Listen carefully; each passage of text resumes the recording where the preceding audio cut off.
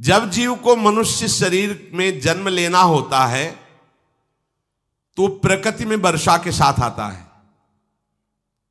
प्रकृति में वर्षा के साथ आया, और फसल में मूली, गाजर, गेहूं, अन्न, इनमें वो जीव प्रवेश करता है और उसे माता पिता दोनों पाते हैं। तो सप्तम धातु वीर के रूप में परिणित होता है जीव। वो वीर कण के रूप में माता के उदर में जब प्रवेश करता है तो एक रात्रि में मां का और पिता का, दोनों का वो जो वीर मिलता है, उस रज और वीर के मिलने से एक कलल सा बनता है। 5 रात्रि व्यतीत होने के बाद एक बुदबुदा सा बनता है। 10 रात्रि व्यतीत होने के बाद एक बेर की सी आकृति होती है। फिर उसके बाद उसमें धीरे धीरे मांसपेशियां बढ़ने लगती हैं। 1 महीने में उसके सिर निकल आता है, 2 महीने में हाथ पांव अंगों का विभाग होता है, तीसरे महीने में नख, रोम, अस्थि, चर्म, स्त्री पुरुष के चिन्ह प्रकट हो जाते हैं, 4 महीने में मांसादि 7 धातुएं प्रकट हो जाती है, 5वें महीने में चेतना जागृत हो जाती है। जैसे अपने चेतना, ऐसे 5वें महीने में गर्भस्थ शिशु की चेतना जागृत हो गई। जीव है पर चेतना 5 महीने बाद मां के गर्भ में जागृत। अब उसे भूख लगती है, प्यास लगती है, वहां की तापमयी जलन, पीड़ा, छोटे छोटे कीड़ों के द्वारा काटना, 6ठे मास में झिल्ली से लपटा हुआ मां की दाहिनी कोख में कीड़े की तरह तड़पता है। उस समय माता को कड़वे और खट्टे पानी की लालसा होती है, जिससे उसके अंगों में जाकर भयंकर जलन होती है। यह है भोग। वो कृमि कीड़े की तरह तड़पता है। मलमूत्र के गड्ढे में बीच में झिल्ली में बंधा हुआ वो जीवात्मा सुकुमार तो होता है, वहां के कीड़े उसे नोचते हैं छोटे छोटे, वो तड़पता है।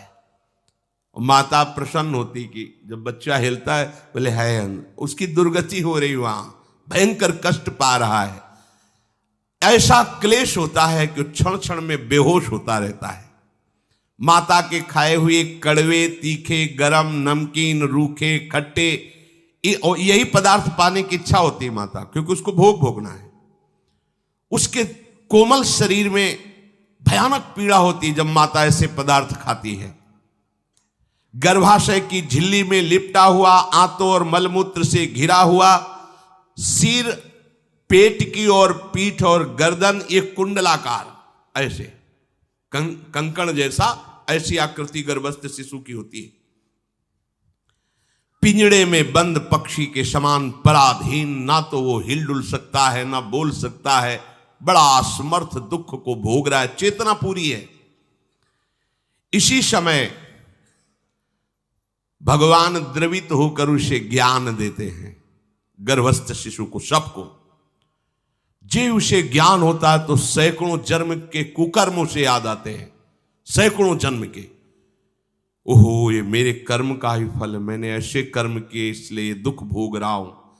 बेचैन हो जाता है, कैसे निपट पाऊंगा, सैकड़ों जन्म के कर्म जमा है। अब महान अशांति उसके हृदय में, उस शरीर में भयंकर पीड़ा।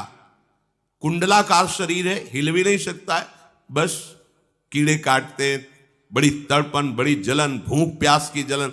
अब एक और भयानक जलन हुई, उसे स्मरण हो जाता है कई जन्मों के, सैकड़ों जन्मों के पाप कर्मों का। 7वां महीना आरंभ हुआ कि ज्ञान का उन्मेष हो गया। अब प्रसूति वायु उसे चला रही है, तड़पता है वो। सप्त धातु में स्थूल शरीर से बंधा हुआ वो जीव भयभीत होकर के पुकारता है, अगर कोई भगवान है तो एक बार मुझे यहां से निकाल दे। वो विनय करता है भगवान से,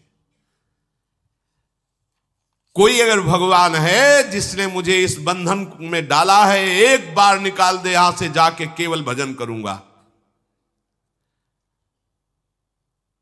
जीव कहता, जंतुरुवाच तस्योपशन्नमवितुम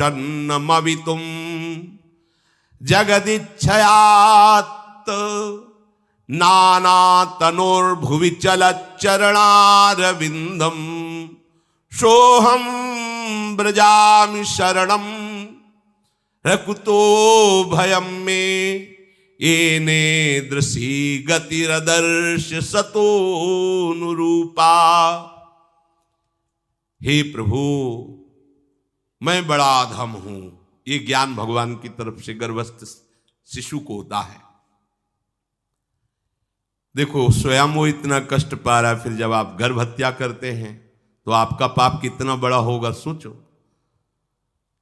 सब माताओं से विनय है, संयम से रहो, सावधान रहो। ये हत्या ऐसी नहीं कि तुम्हारे दान पुण्य से क्षमा हो जाएगी। ये जो भ्रूण हत्या है, गर्भ हत्या है, बहुत बड़ा पाप है। आप लोग अज्ञान के कारण इसको ध्यान नहीं देते, इसे खिलवाड़ समझते हो। कितना ज्ञान है। बेटी ही मां है, बेटी ही बहन है, बेटी ही पत्नी बनती है, बेटी ही किसी के जीवन को धारण करने वाली बनती है। और आपने गर्भ में देख लिया बेटी है, तुम स्वयं मां होकर उसका साथ दे रहे हो, उसका नष्ट करने के लिए।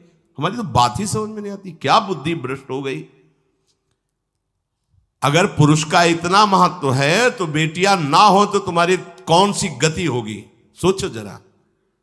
जीना मुश्किल हो जाएगा तुम्हारा। तुम पुरुष किस काम के रह जाओगे। तुम्हारा अर्धांग काट दिया जाए तो तुम कैसे होगे। ये स्त्री स्वरूप अर्धांग है। जिस घर में मां बहन नहीं है, स्त्री स्वरूप नहीं, श्मशान जैसा वो होता है।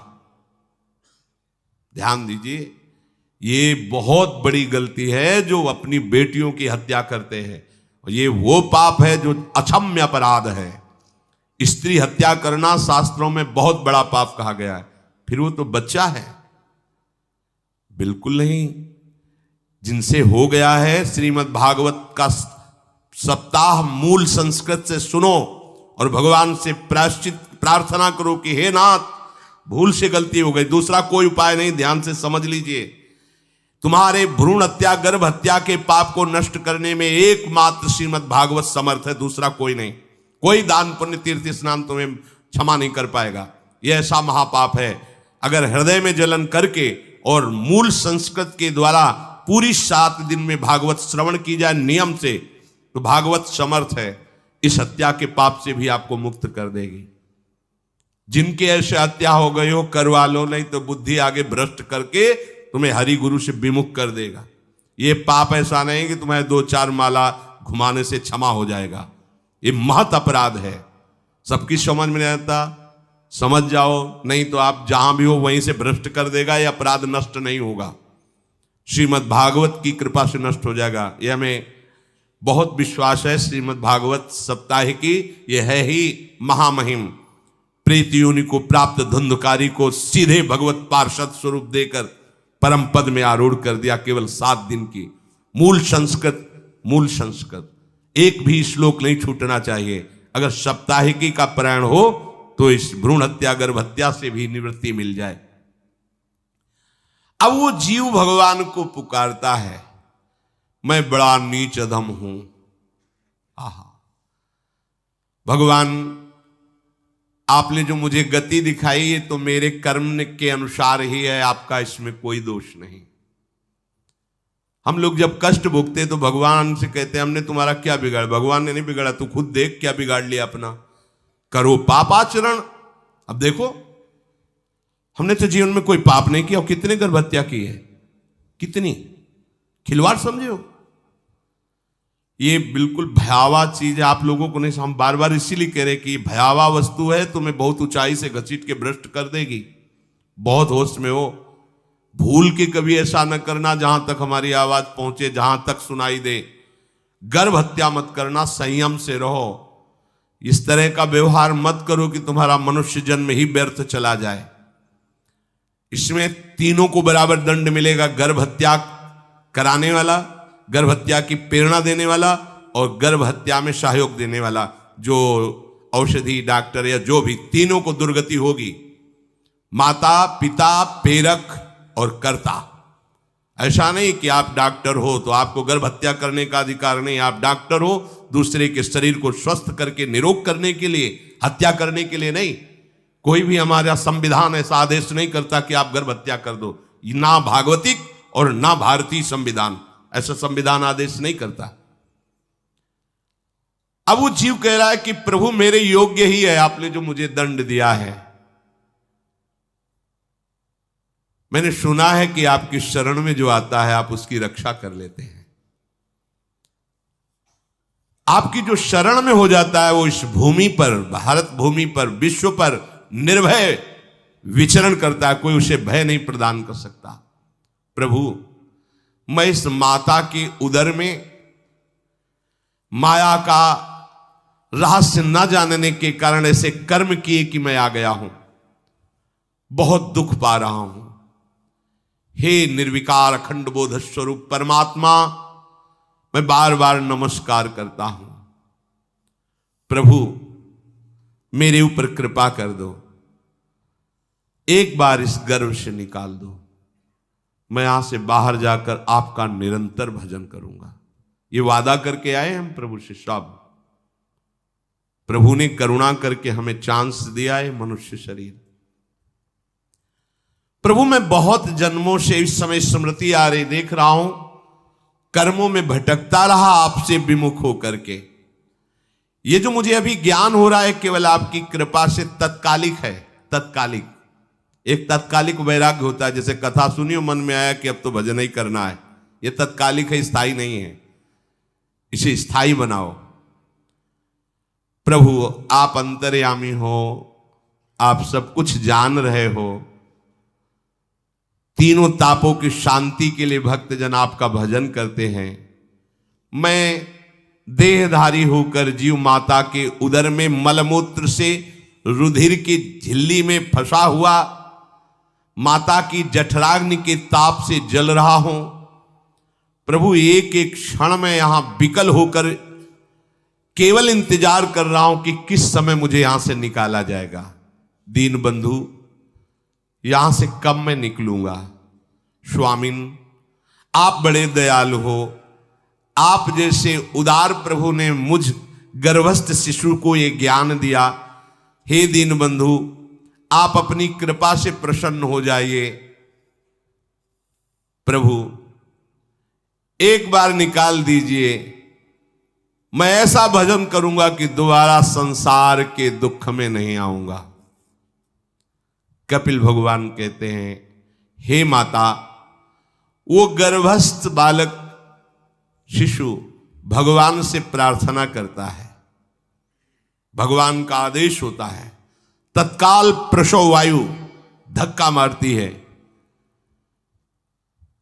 जे ही प्रसव वायु धक्का मारती तो उसको ऐसा भयंकर कष्ट होता है, जैसा पीछे लिखा है कि जैसे जिंदा किसी की चमड़ी उतारी जाए, ऐसा मां के गर्भ से निकलते समय उसे कष्ट होता है। वो अत्यंत कष्ट से व्याकुल होता है। उसी समय उसका वो ज्ञान नष्ट हो जाता है जो भगवान ने दिया था। उस समय उसकी श्वास की गति रुक जाती, जैसे किसी का गला दबा दिया जाए तो कैसा लगेगा। ऐसे ही पूरी की पूरी भागवती की स्मृति नष्ट हो गई। होश आया तब देखा कि वो बाहर पड़ा हुआ है, माता के उस मलमूत्र में सना हुआ बिष्ठे की कीड़े की तरह। गर्भवास में जो दिव्य ज्ञान प्रकट हुआ था भगवान की कृपा से, वो सब नष्ट हो गया। भूमि परत भा ढाबर पानी, तिम जीवे माया लपटानी। चेतन आई तो रोने लगा। वो ज्ञान कहां गया, वो ज्ञानदाता कहां गया। वो कहता कहां कहां, बोले थाली बजाओ, बच्चा हुआ है। और वो तो रो रहा है कि कहां, वो ज्ञान कहां गया जिसके बल से मैं कह रहा था कि बाहर निकाल दो, मैं आपका भजन करूंगा। सब खत्म ज्ञान। जो लोग उसका अभिप्राय नहीं समझते वो उत्सव मनाते हैं। बालक हुआ है, वो रो रहा है, वो कहां गया ज्ञान, कहां कहां कहां। छोटा बालक यही रोक कहता कहां। अभी जो ज्ञान उत्पन्न हुआ था, जो अभी भगवान का बोध हुआ था, वो कहां गया, कहां गया। घर परिवार के लोग उसका पालन पोषण करते रहते हैं, उसमें कोई निषेध करने की शक्ति नहीं हो रही। मच्छर काट रहा है, दुख हो रहा है, हटा नहीं सकता बालक। उस जीव को शिशु अवस्था में जब कपड़ों पे लिपेट कर इसे लिटाया जाता है तो इतना कोमल त्वचा होती कि कपड़े भी उसको, जैसे खुजलाहट है, पीड़ा है या जलन है, बिल्कुल कोमल त्वचा होती, कुछ नहीं कर सकता हो, पर रो सकता है। ना खुजलाने की, ना करवट बदलने की, ना उठने की कोई सामर्थ्य नहीं। बड़ा कष्ट पाता है बाल्यावस्था में, क्योंकि त्वचा बड़ी कोमल होती, दास मच्छर आदि जीव उसको काटते हैं। गर्भावस्था का कोई ज्ञान नहीं रहा, सिर्फ रोना ही रोना रह रहा। इस प्रकार उसकी बाल्यावस्था कटी, कौमार अवस्था आई, पौगंड अवस्था, इनमें वो खिलवाड़ में फंस गया। जैसे जैसे बड़ा होता जाता, चेतना, गुनगुना, ये कार, ये प्लास्टिक के ऐसे, उनमें मगन है। देखो ना छोटे बच्चों को, अज्ञानवश इसकी ये अवस्था कट गई। बड़े भाग्यशाली ऐसे भी बच्चे हैं जो तुतला के बोलते हैं, उनकी मैया कहती राधा बोलो, राधा। देखो ये सौभाग्य, प्रणाम है उन माताओं को जो अपने बच्चों को भगवान नाम बुलाती हैं कि आप बोलो, श्री हरिवंश बोलो, राधे राधे बोलो। धीरे धीरे उसकी युवा अवस्था पहुंची। इस समय उसके अंदर एक भूत सवार होता है। जवानी का भूत है, ये सबके सवार होता है। अगर मंत्र चल रहा है तो भूत नहीं चढ़ेगा, नाम चल रहा है तो भूत नहीं चढ़ेगा, नहीं तो भूत चढ़ जाता है। ये कुछ भी करवा सकता है भूत, भूत ही तो है ना। वैसे ही पंचभूत लिपट गए, ये ऊपर से जवानी का और भूत सवार हुआ तो जौवन ज्वर के ही नहीं बलकावा। जवानी में कोई भी ऐसा अपराध नहीं जो हो ना जाए। बड़ा भयानक इसमें स्वरूप होता है। इसमें केवल भोग, केवल भोग, एक ही दृष्टि रहती है, भोग भोगना। अज्ञानवश जब भोगों की प्राप्ति में बाधा पड़ती तो भयंकर वो क्रोध करता है, शोकाकुल होकर हिंसा कर बैठता है। जैसी घटनाएं सुनने को मिलती हैं, राक्षसी घटनाएं, ये भूत है जवानी का। जहां कामना में बाधा पहुंची, क्रोध, क्रोध में वो समझ नहीं पाता कि मेरे जैसा ही प्रिय शरीर उसका है जो मैं वर्ताव कर रहा हूं। सदेहेन मानेन वर्धमानेन मन्युना करोति विग्रहम कामी कामेष्वंताय चात्मनः। जैसे जैसे देह बढ़ता जाता है, पुष्ट होता जाता है, वैसे वैसे भोग वासना और अभिमान बढ़ता जाता है। वो काम परवश होकर अपना नाश करना शुरू कर देता है। यौवन,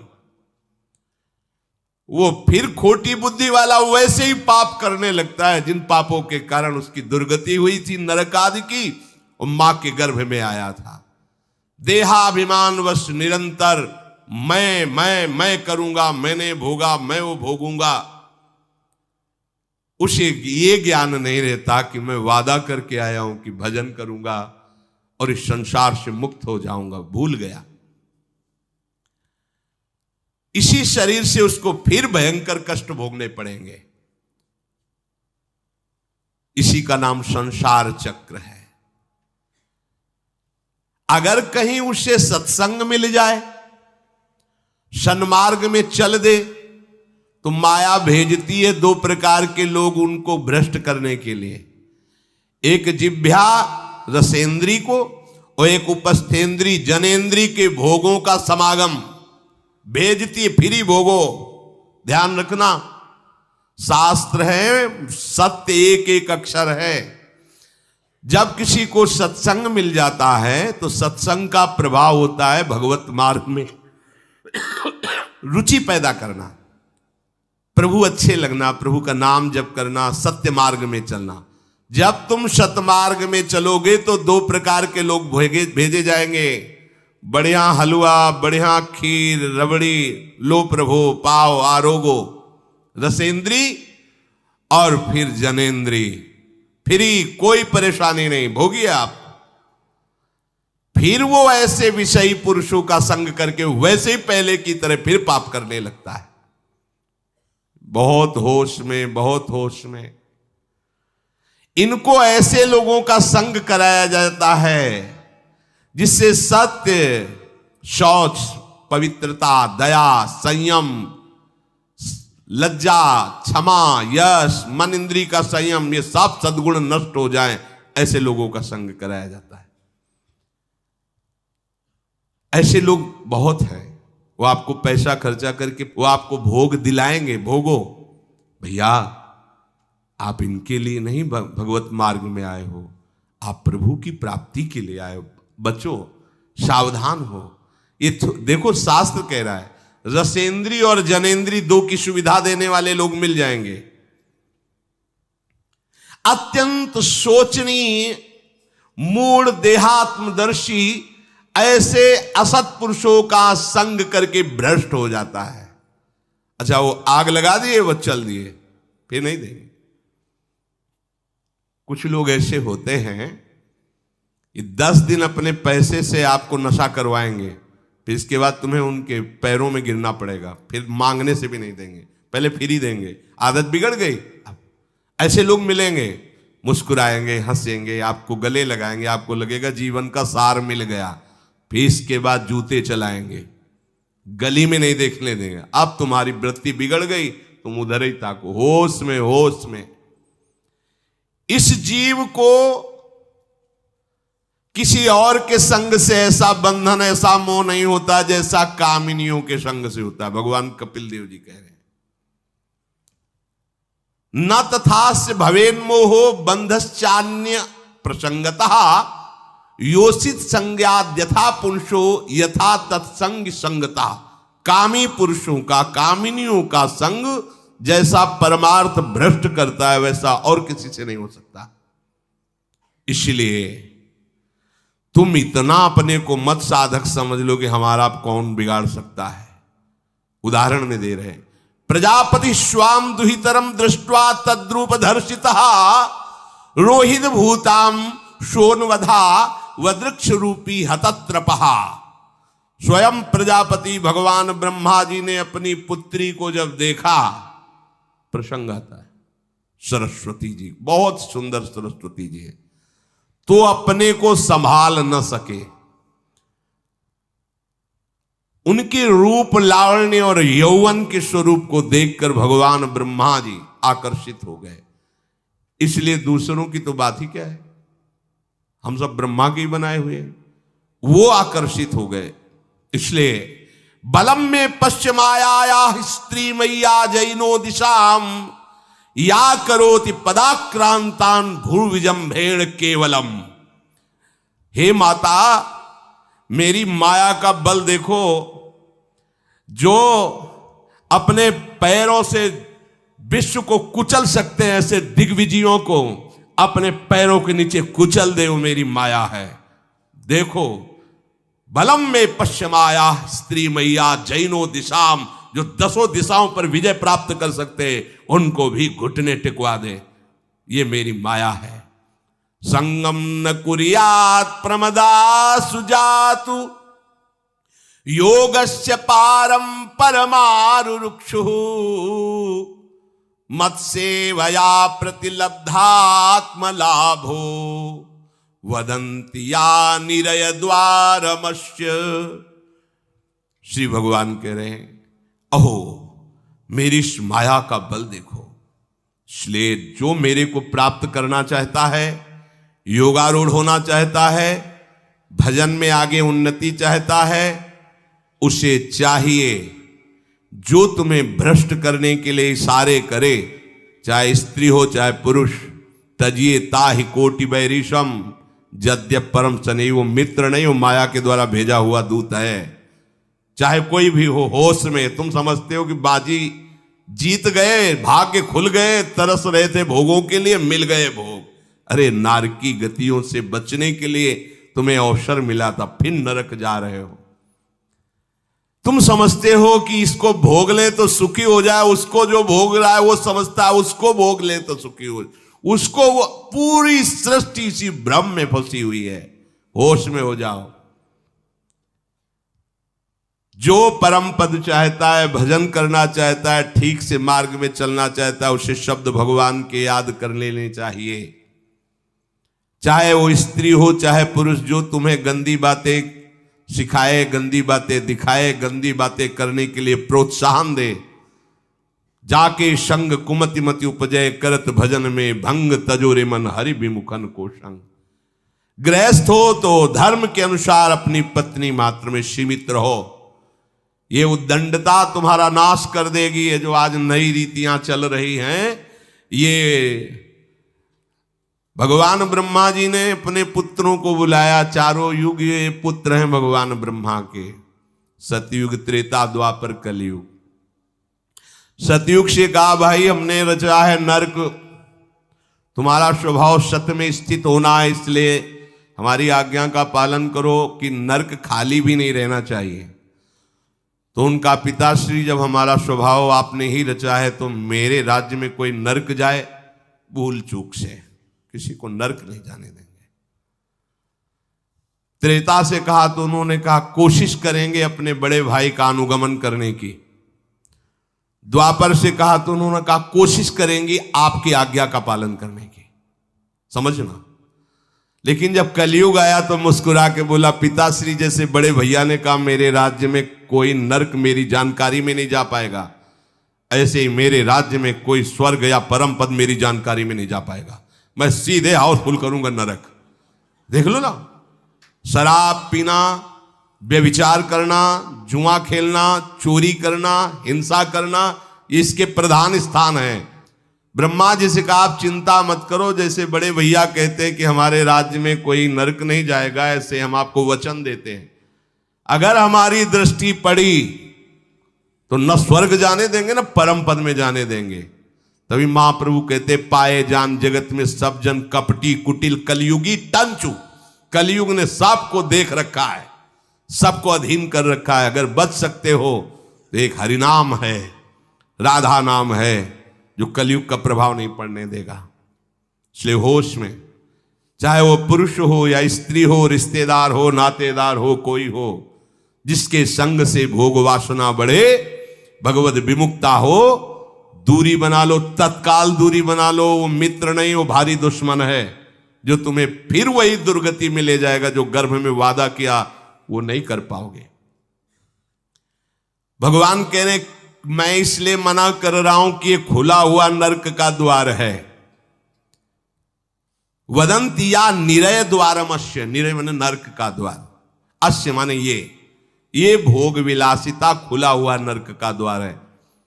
इसका भाव यह है कि इसमें सुख तो है नहीं, सुख भासता है। भासना और है में अंतर है। जैसे रेत में हम देखते हैं सूर्य की किरणें पड़ने पर निर्मल जल भासता है, और प्यास के कारण हम दौड़े तो वहां बालू ही मिलेगी, फिर आगे भासता है, फिर भागे तो फिर भागने से प्यास बढ़ती जाती है, पानी मिलता नहीं। ऐसे ही परस्पर आकर्षण में सुख भासता है, होता नहीं। जब हम उसको स्वीकार कर लेते हैं तो एक मन में उदासी आती कि यहां वो तो मिला नहीं जो चाह रहे थे, तो वो दूसरा दिखाता है, वो आगे वो उधर गया, तो फिर वो पूरा जीवन नष्ट हो जाता है। और मिला नहीं क्योंकि है नहीं, भासता है, सुख भासता है नहीं। प्रभु में सुख भासता नहीं, प्रभु में सुख है, भासता नहीं है। इसलिए जो भासता में लगे वो प्रभु में नहीं लग पाते, क्योंकि वहां भासता नहीं है, वहां भास रहा है, वो है नहीं। यहां है, भास नहीं रहा है तो है का परिचय नहीं है, इसलिए वो यहां लग। और जो लग गया तो नाच नाच के मीरा जी कहती पायो जी पायो मैंने राम रतन धन पायो। पति है। प्रथम रात्रि में मीरा जी ने राणा साहब से कहा कि आप हमारी बात शायद समझ सकते हो, आप हमें स्पर्श मत करना। मैंने सुहाग गिरधर के नाम का भरा है, मैं तुम्हारी पत्नी नहीं हूं। लोक व्यवहार के कारण तुम पति रूप में आए हो, तो मैं चाहती हूं कि तुम मेरा सहयोग करो। मैं एक पतिव्रता हूं गिरधर की। मेरे तो गिरधर गोपाल बैठे थे एक ही सैया में, उतर के चरणों में बैठ गए। मीरा जी के चरण पकड़े के अहो भाग्य, मुझे ऐसे सौभाग्य मिला कि आपका पति होने का। एकांत में आप हमारी गुरु होंगी और समाज में आप पत्नी का स्वांग करेंगी, जिससे आपको विक्षेप नहीं पड़े। आजीवन निर्वाह किया, एकांत में गुरुवत मीरा जी के प्रति व्यवहार करते राणा साहब, और व्यवहार में मीरा जी पत्नी जैसा व्यवहार में बाहर, और अंतर में ऐसी सदगति हुई राणा की जो बड़े बड़े योगियों को दुर्लभ है। वो मीरा जी जीवन में कभी भी किसी भोग को स्वीकार नहीं किया। गिरधर के रंग राची, सब भोग चरणों में लुट रहे थे। सोचिए, राज परिवार में ब्याही गई, क्या था? किसी भी सुख की आकांक्षा नहीं। यह है रंग श्री हरि का। है नहीं ना उनमें सुख, जो है सुख वो मिल गया तो फिर भासने की तरफ क्यों बढ़ेगा? इसलिए ये जो मेरी माया है, ये मित्र बनकर पहले सेवा के बहाने से धीरे धीरे पास आती है। आती है का शब्द माया के लिए है। वो किसी भी रूप में होगी। माया का कोई रूप नहीं आज तक वर्णन किया गया। कोई भी रूप हो, वस्तु, व्यक्ति, स्थान, घटना, कुछ भी। उपासक जब समझ नहीं पाता तो वही उसके नाश का कारण बन जाती है। बहुत सावधान। हमें नहीं पता किस रूप में आएगी। जिनको पता है हम उनको अपने पास रखें। वो है नाम, राधा राधा, फौरन पता चल जाएगा आपको पक्का। ये ठीक नहीं, नहीं बहुत श्रद्धा नहीं, बिल्कुल हटो, बिल्कुल हटो, अंदर से बिल्कुल हटो। नहीं तो कोई समझाने वाला थोड़ी था बचपन से हमें कि भाई पास कोई हो। यही नाम, जहां कहीं कोई प्रियता, कहीं आश्रमों में, कहीं कुछ समझ हटो।